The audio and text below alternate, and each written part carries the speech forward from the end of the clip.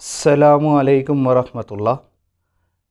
नबी करीम सल्लल्लाहु अलैहि वसल्लम से बुखारी शरीफ में एक हदीस मरवी है जिसमें हुज़ूर अक़दस सल्लल्लाहु अलैहि वसल्लम का इरशाद है कि मन साम रमज़ाना ईमाना व इख्तिसाबा गुफ़िर लहू मा तक़द्दम मिन ज़ंबिही। इस तरह इसका दूसरा जुज़ है मन काम रमज़ाना ईमाना व इख्तिसाबा गुफ़िर लहू मा तक़द्दम मिन ज़ंबिही।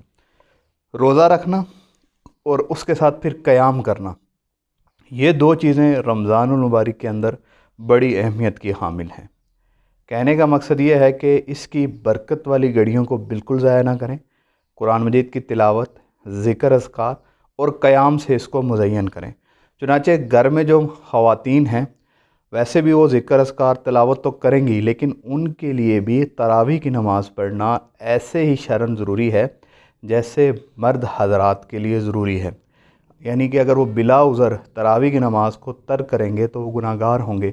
औरतें ये बिल्कुल ना समझें कि उनसे तरावी की नमाज़ माफ़ है, बल्कि उनके लिए तरावी की नमाज़ अदा करना भी ज़रूरी है। वो भी अगर बिला उज़र छोड़ेंगी तो गुनाहगार होंगी। इसलिए आखिरी इस हदीस का जो जुज़ है मन काम रमज़ान कि क़याम करेगा ईमान और इख्तिसाब के साथ, तो अल्लाह ताला उसके पिछले गुनाहों को बख्श देंगे। 20 रकत तरावी है, बरकत को भी हासिल करें, ज़रूर इसको पढ़ें।